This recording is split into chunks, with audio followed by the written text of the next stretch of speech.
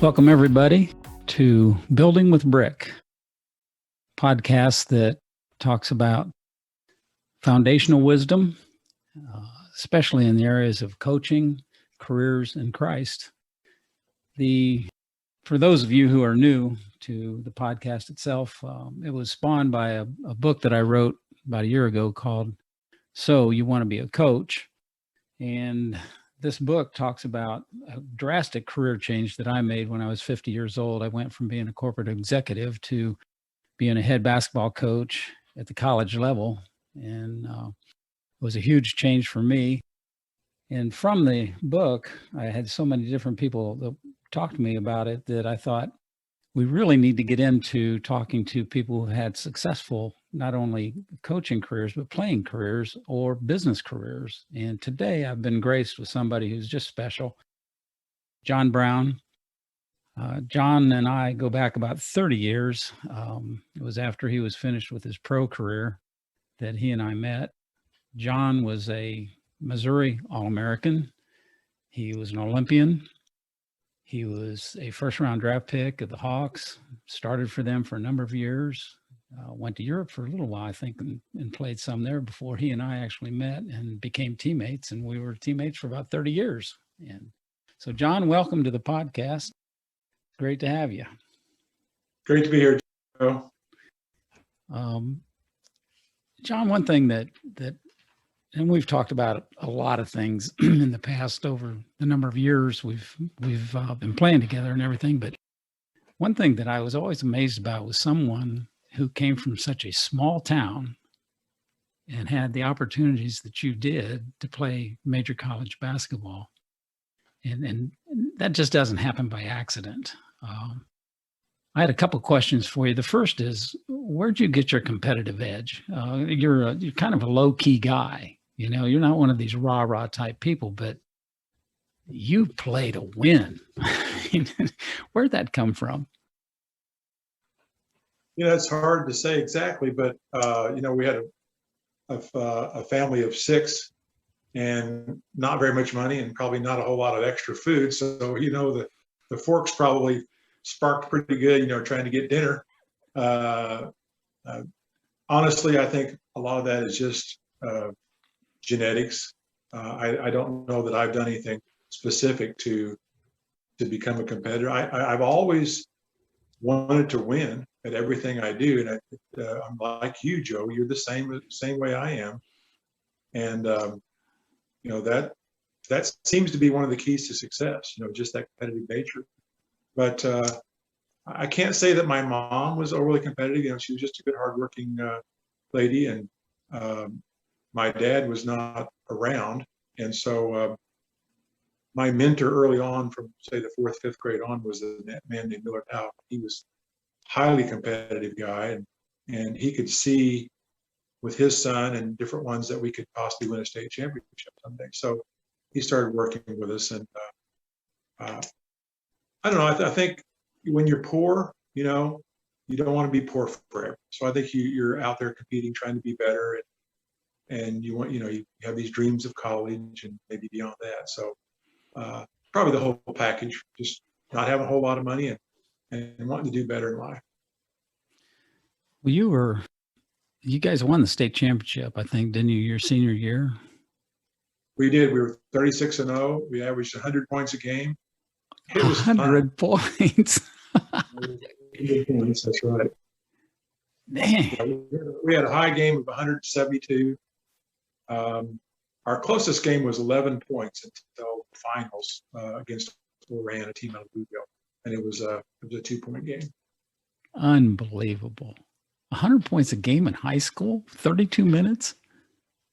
Well, there's no 3-point shot in those days, and we pressed all the time. We just had really good guards. Paul Houck was our coach, our mentor, my mentor. His son was still the all-time assist leader at Drury, great passer. And then we had 3 guys that were cousins, Houck cousins, and 2 of them were about 6'4", and then Paul was our point guard I just talked about. But we just played together from the 4th or 5th grade on. And we never had we're near an Army base, but we never had to transfer into that team, and nobody ever left it. So the same guys that started 5th grade were starting, senior year in high school. Wow. And we were just so together as a group. And we had a coach. I don't know that he was the greatest tactician in the world, but man, he got us in shape, and we had fun. We ran hard every day. We did, the night before our first game in senior year, this new coach, we ran 19 suicides the night before our first high school basketball. I mean, we were flat out worn out, but I mean, that's the kind of guy he was. He just, maybe he knew that would take the nervous edge off or something. And we knew that if anybody stayed with us for 3 quarters, that we were going to get to him at the end because of our preparation. Wow. I know when we were playing together, you were really, really good about running the court. I mean, we'd get the rebound and you'd beat people down the court. You always beat whoever was guarding you. And for me to catch it on the wing off the board, I just loop it up over the top and you were scoring layups. I guess that probably came from your high school training, was you were just used to running the court. It was. And, we were a fancy team too, behind the back passes and between the legs and all that. And of course, when I got to Missouri with Norm Stewart, that was gone. We didn't get to do that anymore, but stayed with the fundamentals. But I can't say that I'm fast. I've always been kind of quick laterally, and that's obviously a nice trait in basketball. But I've never been fast. That's just all about running hard. Trying to get beating your guy down the court. But not been fast. But my first trainer in Atlanta said, "John, you're not very fast, but you're really quick." And I thought, I never heard it said that way. Yeah. You're not very fast, but you're really quick. So that's just getting down the floor is just hard work. It was for me. Maybe you had an easier time. No, when I was a freshman in high school, I was the slowest kid on the team. It's just, and I don't know what it was. It was growing pains or what. I was slower than a guy that we thought just walked. And so, but quickness is different than speed. It really is. And in basketball, I believe myself that quickness dominates speed. And if you got both of them, then you can do a lot of things. But tell me a little bit about your recruiting process. You're from a small town in Missouri, and I know you and I have talked before when I think it was Cotton Fitzsimmons was the coach up at K-State. He really wanted you to come to K-State, and you ended up going to Missouri. Were there other schools that were hard after you, or was it those 2 main schools that were after you? There were a lot of schools, but I didn't really consider going very far. I was kind of I don't know, you call me a mama's boy if you want, but I didn't want to get too far from home. University of Tulsa at that time was in the Missouri Valley, and they were a pretty decent team at that time. Mm-hmm. And Missouri Valley was known as a run and gun. Mm. And the Big 8 was known as a slow down, powered inside, that kind of a league. And that's not really the way I was used to playing. But I had enough confidence in myself that I thought that I could take some of that to Missouri and make us more of a running team, which we actually did. We averaged 76 or something a game, which is, you look at the teams today and they struggle to average 76 points a game. And that was in the days without a 3-point shot. Yeah. So, K-State, I felt bad for Cotton because I really liked Cotton, and he did a great job recruiting. And I have a lot of family members up around Manhattan and Topeka and Alma, Kansas, where my mom's side's from. So I had a kind of a pretty strong pull that way from my relatives. So it wasn't like I think my mom would have probably moved up there closer to her siblings. It would have worked out great because K-State, had great teams with Lon Kruger and Steve Mitchell was a 6'10" center. And, oh yeah. And we would have had great teams up there. I couldn't have gone wrong either way. Now, why did you choose Mizzou? Just because it was closer, or was there a special relationship you felt you had with Coach Stewart? It was both. It was 90 miles away, and I really felt like I could trust Coach Stewart. In the recruiting process, a lot of things were offered in the form of, just monetary things back in those days. And I'm sure it happens today too. But now Stewart didn't offer anything, but he just seemed like a guy that I could trust. And he was that kind of person. He was a guy that was tough but fair.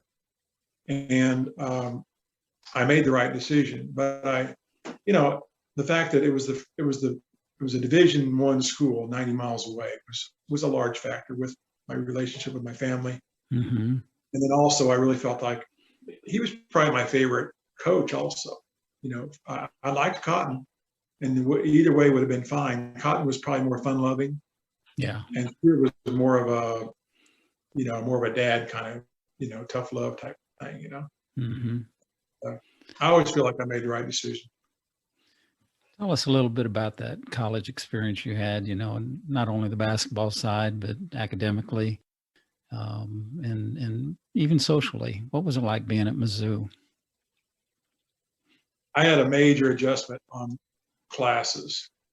When I was in Dixon, little small school, I made straight A's, and I didn't have to try that. When I got to Mizzou, my first semester I didn't do very well because I had never had to work very hard, and I didn't think that it was going to require that much. And then all of a sudden my grades start coming in, and then I found out how serious it was. So big adjustment on the academic side. I mean, my second semester I got myself squared away and had it figured out. Socially, I never dated in high school. And so here I'm walking around campus, all these beautiful girls, and it was a new world socially. And I have to admit it was fun, and I was never serious about. I really wanted to play pro basketball, and I really had no intentions of a serious relationship at that time. So I just, I dated who I could, and never got really super serious about anybody. I had a really fun time. Really, my relationships with my teammates are the most enduring. My best friends right now are former players like yourself and college players that I played with that are still text and back and forth several times a week with most of them. Now it's different than in pro ball. I don't really have close associations like I did from college. Some from high school, but mostly from college. And then once we got out into the real world of basketball, AAU, we had a lot of friends from those days, because we, like you said, 30 years is a long time hitting these tournaments and spending time together. Yeah. And the good times that we had. Well, I think one of the reasons why the AAU thing was so successful is because we all had the same purpose. We all loved the game, and we wanted to continue playing the game. And you could choose your teammates, whereas when you're in high school and in college and in the pros, you can't choose your teammates. Somebody else chooses them for you. But you get into the AAU circuit, and if you don't like who you're playing with, you don't have to play with them. You can go someplace else, and especially if somebody of your caliber, you can play on any team you wanted to. But I think that really does nurture that closeness, and we sure had it with the teams that we were on in that AAU circuit. It was just fun not only to be on the court, but it was fun to be off the court with those guys. So we had a good core group that stayed together pretty much. Yeah. Whoever could show up on a given. We went to Australia, and obviously not everybody can do that, but it was a basic core group that we'd add some and subtract some at times. But we all look forward to going on those trips because we had so much fun. We knew we were going to win a lot. That was a given. and just having the great food and great times together. Yeah. Now, you said you thought Norm was probably your most favorite coach. What would you credit him to, or credit him for you choosing him to be your favorite coach? What was it about him? Well, first of all, like I said earlier, I felt like it was somebody that I could trust, and you got 18-year-olds coming into a program. Now, you look at other coaches, whether it's pro or whatever, and you're dealing with more mature people. But as 18-year-olds going in and with no father figure, I had no discipline in my life as far as a father figure type discipline. Mm-hmm. And so the discipline that I had good discipline in basketball because I knew, how to work on the fundamentals and improve my game. But I didn't know how to manage my time for studies, or how to balance social life, studies, and sports. And I think that was critical to get a guy that could guide me through that. And Mm-hmm. probably most college coaches would do that, but I felt that he took good care of his players. And I still talk to Coach Stewart, pretty often, and he's still doing well. He's in his 80s, and I've had more of a relationship with him throughout life than any other coach that I've had. Mm-hmm. Now he's a native Missourian, isn't he? That's right, Shelbyville, and then he went to Northern Iowa to coach for a while before he came back to Missouri. Mm-hmm. So yeah, he's got deep roots, and he's a small town guy, kind of like me, Yeah, he's a heck of a competitor too, isn't he? He was. I know some of the drills that we had, I'm sure they were taken from his day, but just rolling the ball out there on the floor and say, "Go get it." And then we had a guy named Al Eberhard who was just like, like a linebacker, and people were diving for that loose ball and elbows going everywhere and come out there with a bloody nose. But those were the things we did back in those days for toughness. Yeah. And those were all things that Stewart did to try to get us competitive and get us toughened up, Yeah. Yeah. I remember playing against Al. In fact, before you joined our team in the AAU stuff, we used to play against you and Al and a bunch of your Missouri former teammates in the show me games. Seems like our teams were always playing in the championship game, or St. Louis Cootis guys against your guys. And it always slayed me. I mean, Everhart would play so hard, but if you touched him, he was kind of like the soccer guys now, the pro soccer guys. You touched him, he fell, and every time he'd fall, he'd get a foul on you. And you're going, wait a second, this guy's about 6'6", 240. I'm a little small dude. I can't knock him down. And he was so good at doing that. Yeah, he was, of course, Al was the first round draft choice also with Detroit Pistons. But I'll never forget the first time we had a pileup, on the floor. I see a tooth laying there. And I said, somebody's got a tooth over here. And Al Everard just picked up that tooth and kind of screwed it back into his mouth. I didn't know anything about, dental implants or whatever that heck that was. I thought, that guy is tough. He just lost a tooth. He just put it back in, But that was funny. He was that kind of guy. Though. He was all over the floor all the time. Yeah. And honestly, he was so competitive that he forced all of us to be more competitive like him. Because if he didn't, he's just going to run over you. Yeah. Yeah. Great teammate. Yeah, he was something special, and you played with some special people. Now, when you were playing on the basketball side, did K-State win the Big Eight the number of years you were there? Yeah, they won both my junior and senior year. We were 10-4, they were 9-3, and both times one year we lost to Colorado by 1 at home, and then the next year it was actually Colorado again. We lost by 1 on the road, and you just take those two games, a 1-point loss, and you're both got the same record. And we beat K-State. We always beat K-State at the Big 8 tournament, Christmas tournament. We beat them by 15 or 20 every time. And then we beat them bad at home, and then we lose to them close on the road. So we beat them 2 out of 3. But it's just that they were able to pick up those close games on the road, and we didn't. And so, as you know, back in those days, only the number 1 team in the conference went to the NCAAs. Yeah. There were only 24 teams. So actually, going to the NIT was kind of a big deal back in those days, and just a different day. K-State, as it turned out, Jack Hartman coached that team, and Cotton went on to pro basketball. So I don't know if I would have played for Cotton much anyway. If he would have had that draw going to pro basketball, he'd probably left regardless, So I would have ended up playing for Jack Hartman, who I did not know.